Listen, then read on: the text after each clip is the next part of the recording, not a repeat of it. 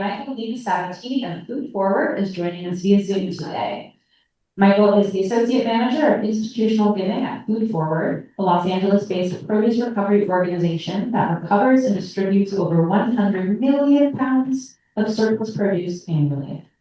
He supports the full grant lifecycle for 80-plus foundation, government, and corporate funders, and has helped grow Food Forward's grants revenue significantly since joining the organization in 2023.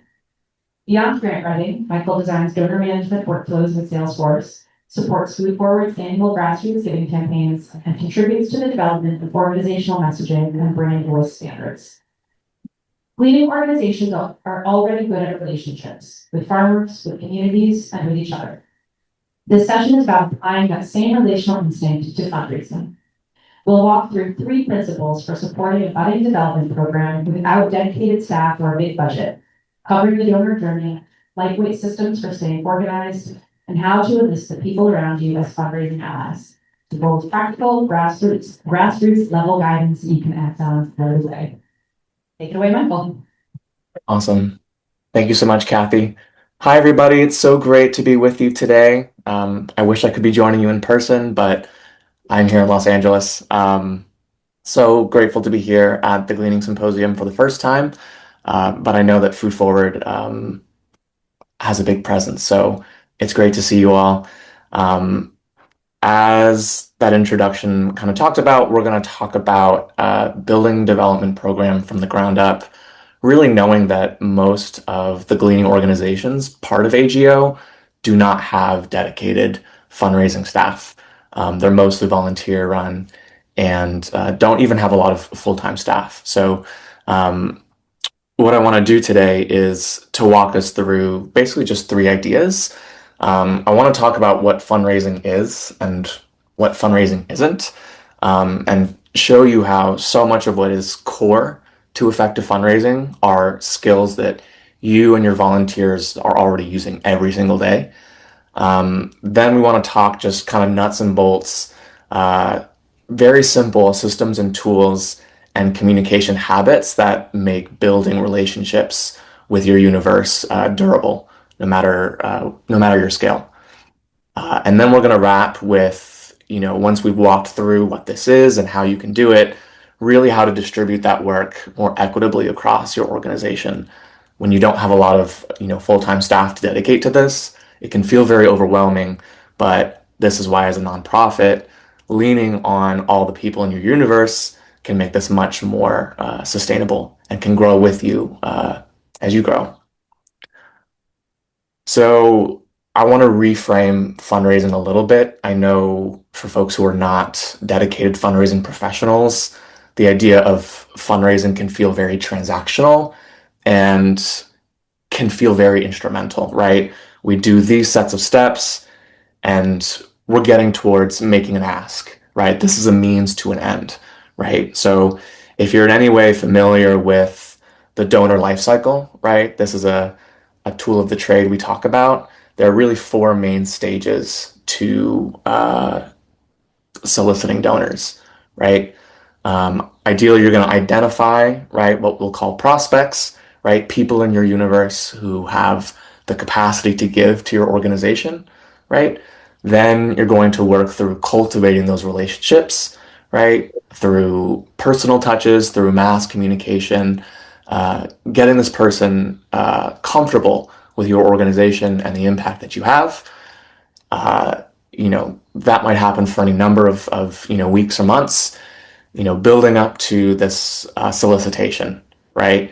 You've done the relationship building. Now you're going to ask somebody to make a gift, right? And that is usually the most scary part about fundraising is the actual ask, sitting down in a room, communicating that you want this person to continue to support you.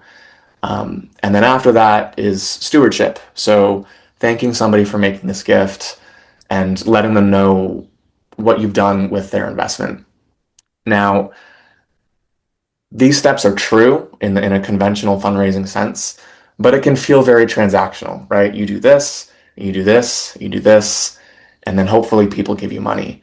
And I know for many of us who work with volunteers, who work with smaller recipient hunger relief organizations uh, who don't have a lot of money to give. This can feel really uncomfortable. And what I really want to do is to really reframe this idea of fundraising, really around relationship building, because what I hope everybody, if you walk away with one thing today, is really that fundraising is really just a single aspect of relationship building, right? As a fundraiser or someone who is engaging in fundraising, all you're doing is giving the people in your universe another way to interact with you, right? All of these people already volunteer their time. They might offer, pro bono professional services. They donate their produce to you. They're already invested, right? They already believe in what it is that you do. Um, Fundraising is just giving them one more way to say, hey, if you can't do this, right? Or if you want to deepen your relationship with us even more, this is how you can go about doing that. So with that reframe, right, we can think about this donor cycle slightly differently as more of a relationship building and stewardship cycle. So rather than identifying, here's a list of prospects, here's people we think have a lot of money who can give us, right? We're going to use these sophisticated tools and softwares. That's all fine and good, but that one is very expensive and feels very transactional. So if we're talking about working with the universe of people you already have, right? We just want to build a relationship. So we want to learn, right? What is it that brought you to our organization, right? One of the interesting things about doing cleaning work is that there are multiple reasons that people can come to either volunteer with us or to donate their food to organizations like ours, right? For some people, it is about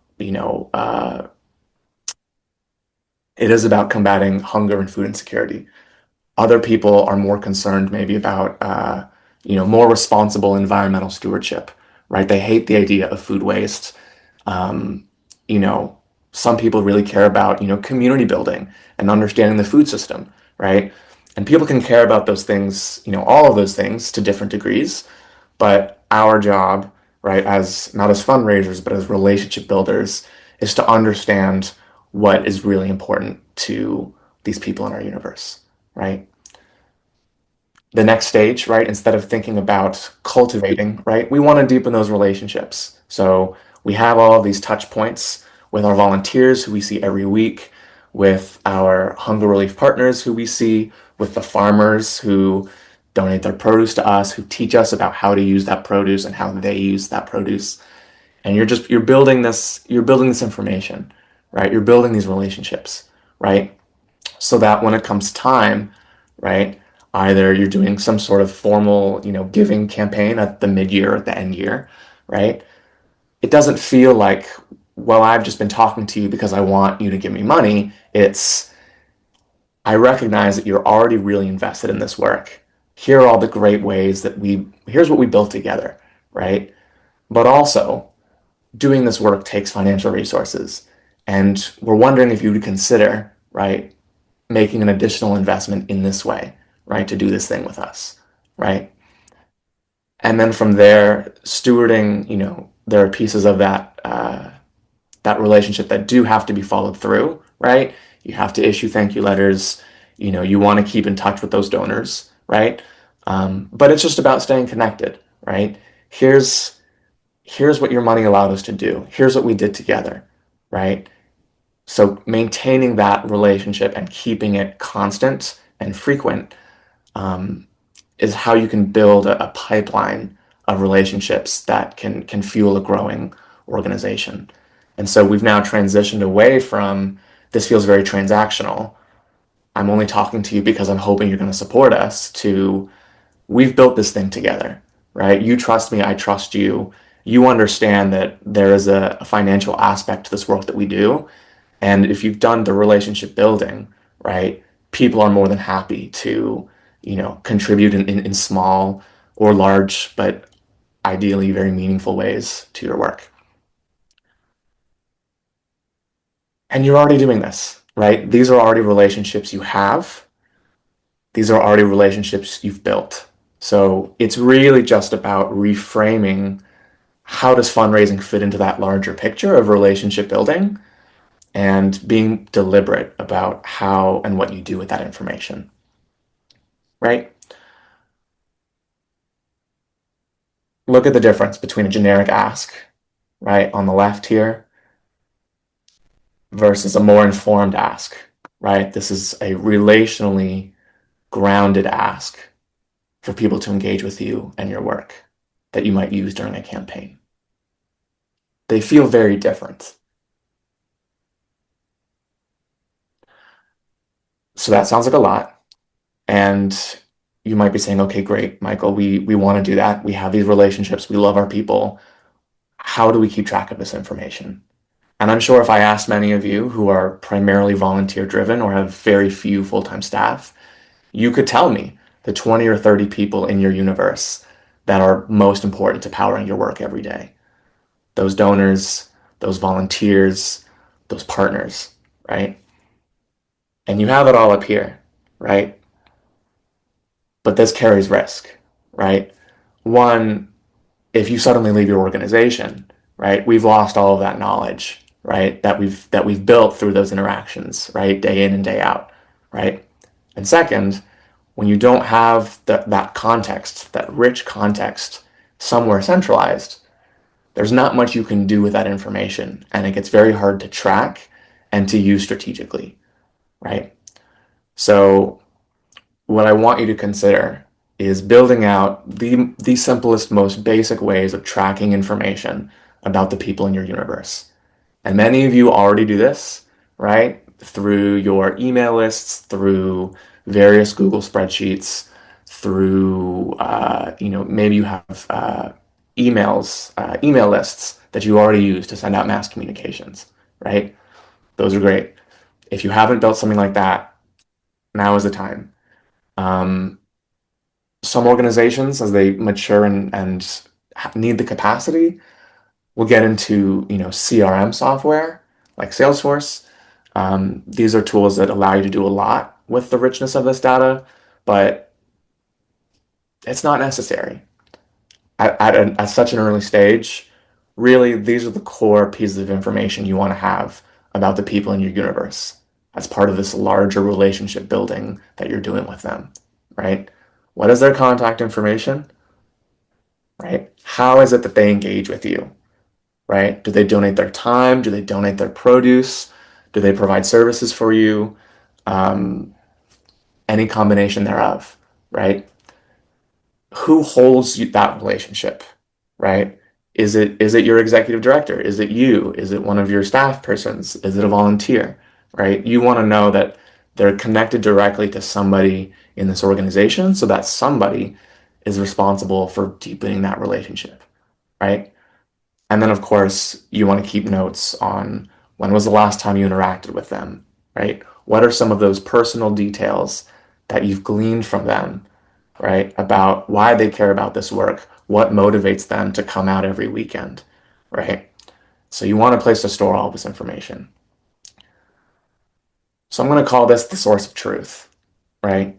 One place, a spreadsheet, a CRM database, somewhere where you can see your whole universe, right? Prevents you from losing information, right? When, people come in and out of organizations, right? And it allows you to do and understand who's in your universe. So again, that can be a spreadsheet.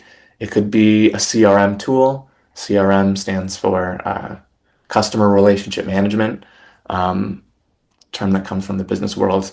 Um, and they can feel very overwhelming at first. There's a whole suite of options, but there are a lot of free and low cost options that are very plug and play, that are very user friendly, and that also have additional functionality that will be really helpful as you build out your fundraising muscles, right? They'll have tools for building out email campaigns, for generating thank you letters for people who make donations to you, right? So I would encourage you to explore what some of those really light, accessible systems could do for you in your fundraising. But I do want to emphasize the tool, right, really is not so important. right? All these tools with various functionalities will do what you need them to do. What's most important is picking something and committing to using it, right? A simple spreadsheet that you know you will access and update regularly is much better than a sophisticated tool that is very shiny, but you don't know how to use or you stop updating after a couple of weeks. So once you have your universe, right, in this source of truth, now you can think about building a relationship with them through these communication types, right? Both individually and through mass communications, right? So primarily early on, when you have very strong personal one-on-one relationships with the people in your universe, that's going to be facilitated primarily through high touch interactions, right? So handwritten notes, thank you calls, personal emails that are from person to person, right? But the larger that you grow, right, the more your universe grows, the more you're going to have to switch towards a communication method that allows you to talk with more people in ways that will feel less personal, right? Email newsletters, right, on a monthly or quarterly basis, social media, which frankly kind of straddles the line between individual and mass communication, but allows you to reach a lot more people. And then year-end appeals and fundraising campaigns, right? What I want to emphasize is on the mass communication side that, again, much like that source of truth, that CRM, what's most important in building and developing those relationships with your universe is consistency, right? Your donors or your prospective donors, they don't really care how nice that email newsletter looks. Yes, you want it to look polished and to reflect well on you and your brand, but they just want to stay in touch with you. So again, the very simple, uh, clean, email newsletter that you can send to people on a regular basis is going to do so much more for fostering relationships than the really shiny tool that costs money and that takes a lot of time to develop and build that you don't consistently use.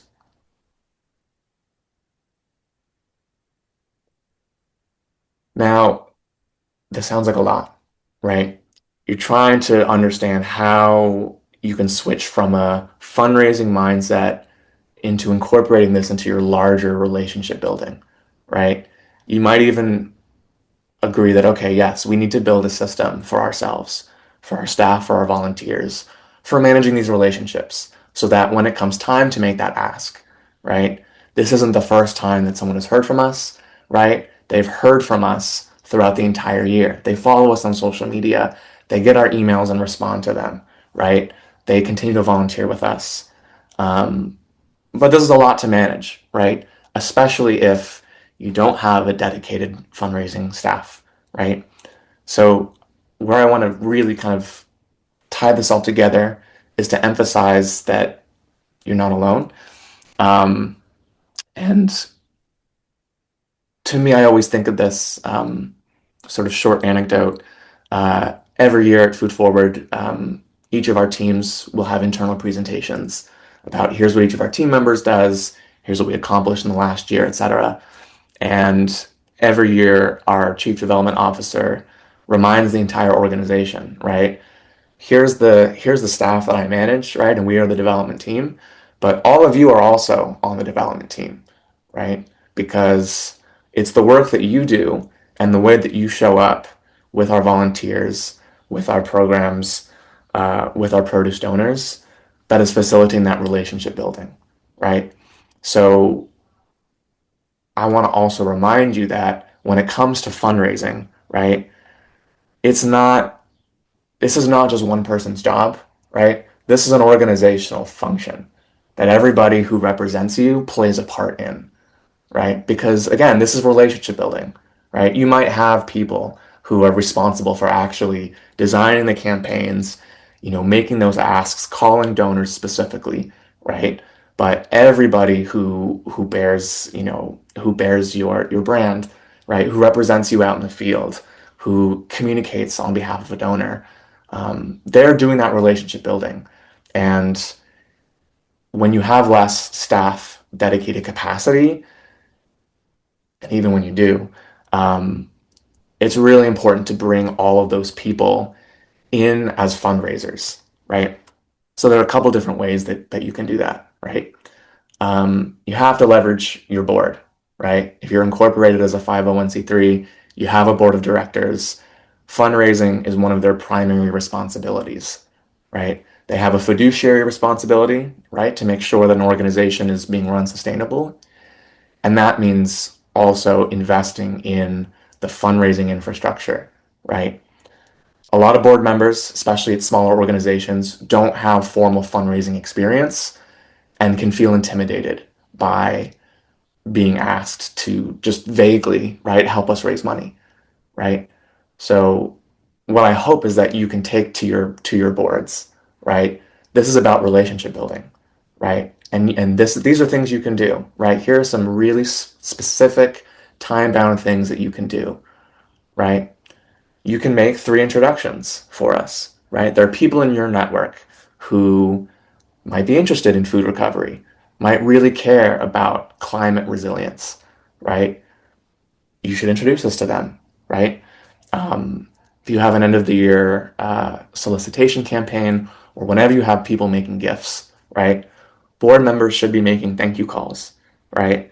This is a way for donors at any level to understand, hey, somebody in the organization recognizes that your contribution is really significant and they're going to give you the time of day to talk to you and to learn about what made you give, right? And this is all part of that relationship building, right? And then as their comfort level grows, right? Board members who can host small gatherings, right? Introduce their friends, introduce their networks in private, intimate settings to the work that you do, right? Why they care so much about it to be on your board, right? Also, with your board, consider a give or a get policy, which, for those who might be unfamiliar, is a structure that boards will adopt to codify this relationship that they have with their organizations, right? Because we're fiduciary responsibly for what this organization accomplishes, we also have skin in the game, right? So we are responsible for raising a certain amount of money, right? Either through direct contributions, by making connections, right, to other people in our network, right? Or by donating services and time, right? A give or get policy can sometimes feel exclusionary or inequitable because there will be some people who have more resources to give, right? And that's why you want to place emphasis on this is a give or a get policy, right? And we want to encourage people who have other attributes that are really valuable to our organization, right? Whether it's lived experience, it's community trust, um, it's professional experiences, right? That they're bringing that value into the organization, right? Whether or not they have a lot of income that they can give, right? So beyond your board, again, your volunteers, right? The people who interact with your programs every week, every day, they are your best storytellers, right? They understand what it means to actually be out collecting produce, to be handing it off to organizations feeding people every day. They see firsthand what it means to be doing this work and all the different stakeholders that this touches, right? So they are among your best advocates, right? So the volunteers who have been in your universe that you really trust, ask for their help, right? Almost certainly some of them are really great at social media, right? They would be happy to do donor calls for you, right? And this shouldn't feel like an ask, right? This is not a solicitation, right? It is an invitation to go deeper, right? It's an invitation to deepen that relationship that you have with them because this is all work that you're accomplishing together. And then again, all the partners that you work with on both sides of the gleaning relationship, right? Your produce donors, right? And in certain cases, uh, your recipients, right? They're also deeply connected to the work that you do, and they are critical to the relationships and the richness of the relationships that you have. And so again, when appropriate, there are opportunities to invite those partners to engage with you even deeper, right? Through this fundraising, I guess, framing that we've been using, right? Now, that's very different from asking these people directly, right, to make donations to you. Obviously, that would be very inappropriate in a lot of cases, right? But the larger that you grow and the more that these partnerships become very trust-based and relational and not transactional, um, you'd be surprised to find how many people on both sides of that, I guess, of that food recovery chain, right, want to support you because you support them, right? So as we get really to the end of our time here, right? At least before we open it up for questions, I wanted to offer a couple of bonus tips um, coming from institutional fundraising. Um, it's so weird that some of slides didn't. I have fours in some of these slides. I don't know why. The file must have gotten corrupted. But a couple of bonus tips as we wrap up here. Um, Build a boilerplate. So, for any of you who have done any sort of grant writing currently or previously, the boilerplate is what you're telling the foundation, right, about what it is that you're accomplishing with your work, right? What's your mission? What do your programs look like? What kind of impact are you having? How do you know that you're having an impact? What kind of partnerships do you have? Um, what are the different areas of interest, right, that your work touches on? Whether it's um, food waste reduction, whether it's feeding communities, whether it's preventing the waste of precious resources used to grow food, right? Put it in a document, put it all in one place, refine the language, right? Because if you find yourselves, you, your volunteers, anyone who you're asking to fundraise, to relationship build for you, right? Having a standardized understanding of what it is that you're doing collectively will make it so much easier to build those relationships and to share information when asked. I can't tell you how many times I've seen people who are reinventing the wheel every time they talk to a new donor or a new prospective foundation, right? So, as much as you can, write it down in 2 or 3 pages. This is what we do, this is who we work with, this is why our work is important, this is what makes us unique from everybody else doing this work, right? Second, reverse prospecting. Um, if you're actually doing the work of trying to find individual donors or institutions who will support your work, right? One of the great ways to find uh, new people, right, to add to your universe is to look at other organizations, right? I'll tell you, Food Forward, right? We do this all the time. I personally do this all the time. I'm looking at all the other food recovery organizations based in Los Angeles. I'm looking at their annual impact reports. I'm looking at their 990s and I'm seeing who is it that funds them, right? Because if our work is very similar or it's very complementary and so foundation already supports them, well, there's a good chance that there's a lot of overlap, right? And there might be a great fit between that funder and my organization, right? And that applies to both individuals and institutions. And then finally, your 990, right? So come, end of fiscal year, right? You have to submit to the IRS, here's our tax information. Here's our board of directors. Here's a description of our programs, etc. A lot of organizations treat this as a box to be checked, right? Um, which is very understandable. It's very dry work, but um, this is some of the first interactions that a lot of people are going to have with your organization. If they hear the name or they want to look you up and learn more about you, right? Individuals, again, or institutions, right? They're going to look at your 990. They're going to look at your charity navigator profile. They're going to look at better nonprofits, right? There are all of these third party sites that have taken information from your 990 or that you've supplied them with, right? To share with prospective donors about, is this an organization I can trust? Is this an organization I can feel confident giving to, right? So I would encourage you as much as you can, you know, treat it like a marketing document, right? Treat it as if anybody who reads this could be a potential donor for you in the future, right? So make those program descriptions sparkle, right? Make it really clear that this is not just a dry government document, but this is an expression of the work that you do and the impact that you have, because that's how a lot of people will first be introduced to you and to your work.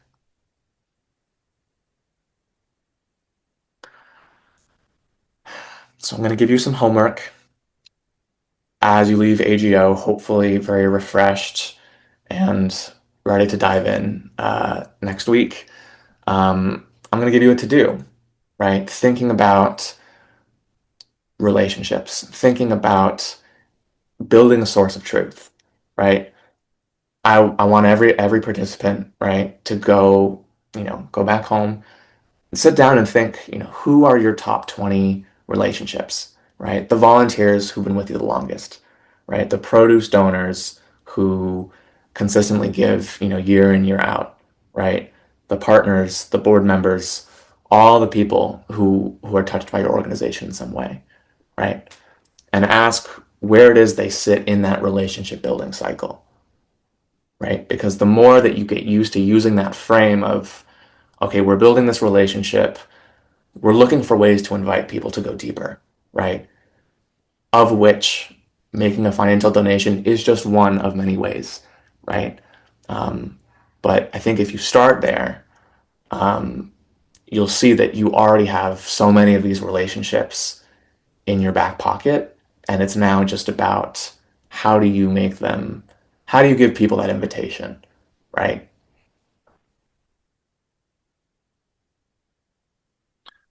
So why don't we give us some extra time for questions, right? I think we have about 10 minutes. So if you have any questions about anything I've shared today or just general questions about fundraising that I can answer, I would love to support you.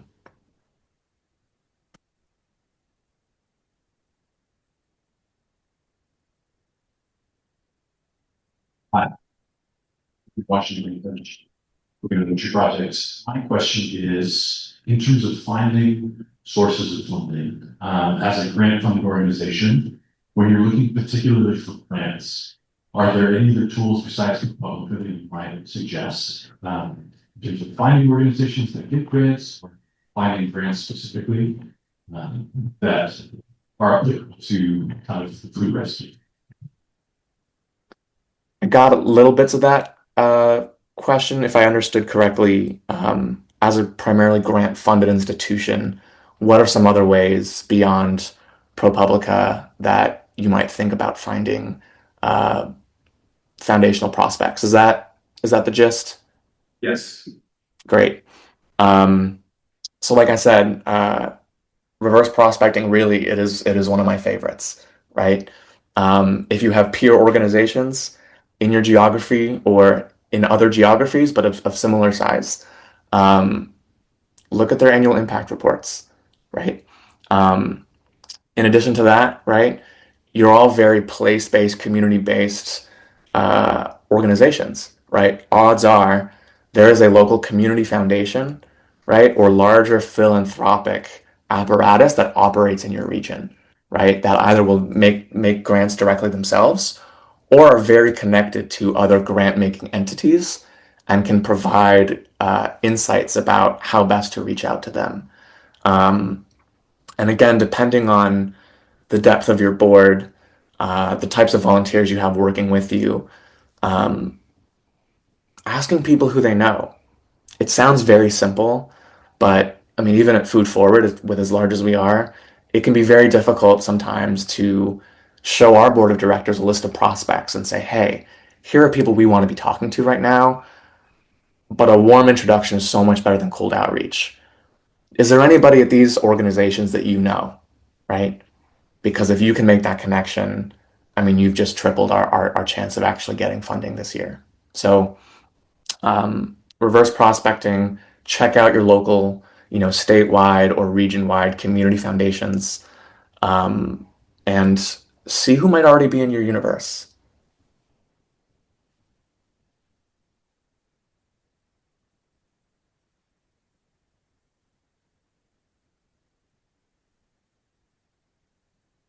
I'm just, it's great, it's really washed out on our side, could you go back to the slide where you have the traditional versus the relationship-based apps, and just like read the text for us, and then read the slide?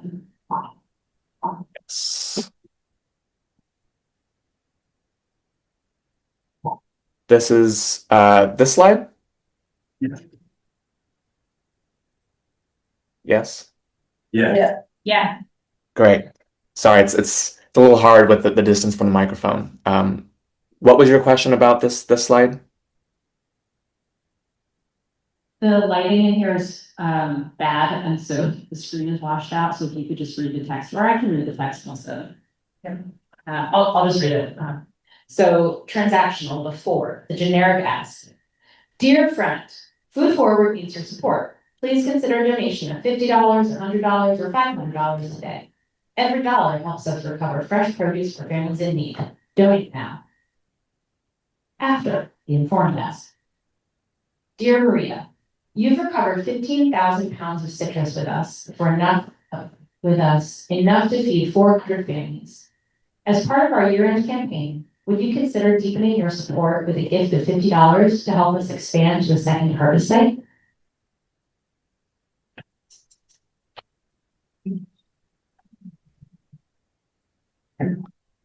Right.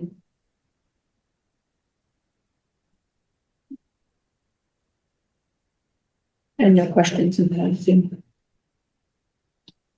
Michael, you've answered everyone's question. Oh, come on, there's gotta be something else you're curious about.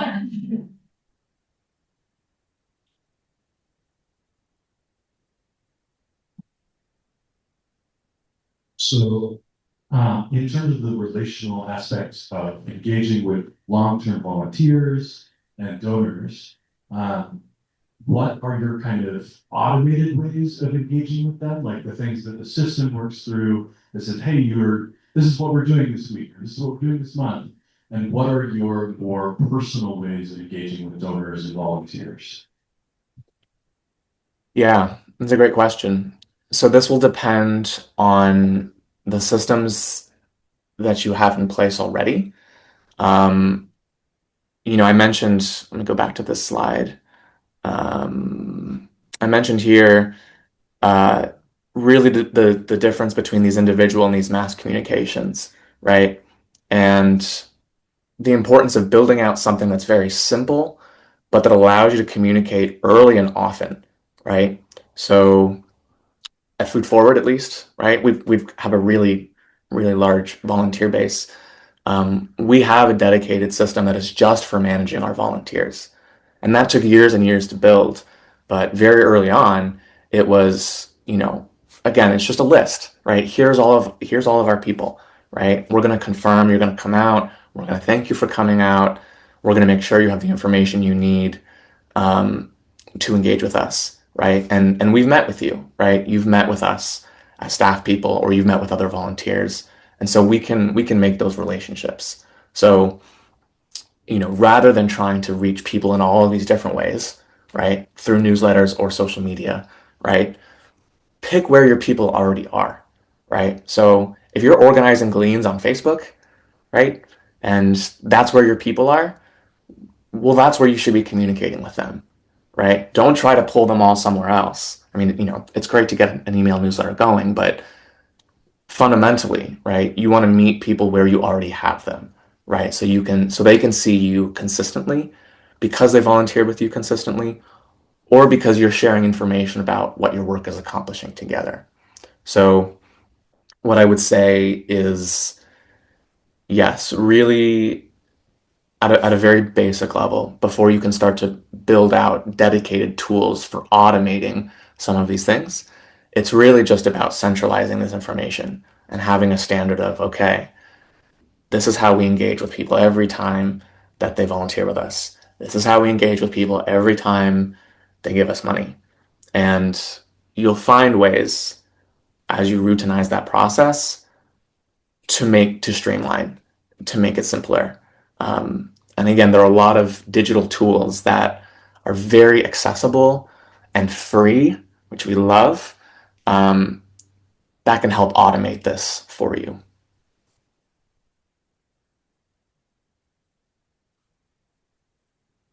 Michael, I have one more question for you, but we're actually out of time. So I'm gonna let the people go, but if you're willing to stay on for 1 minute and ask one more question, and a question I'm gonna ask in case anyone wants to hang out is how important is it particularly for small and maybe volunteer-led organization to have their donor management and volunteer management combined in the same tool versus separate tools? Thank you so much, Michael. Thank you, everyone. It was such a pleasure to be here with you.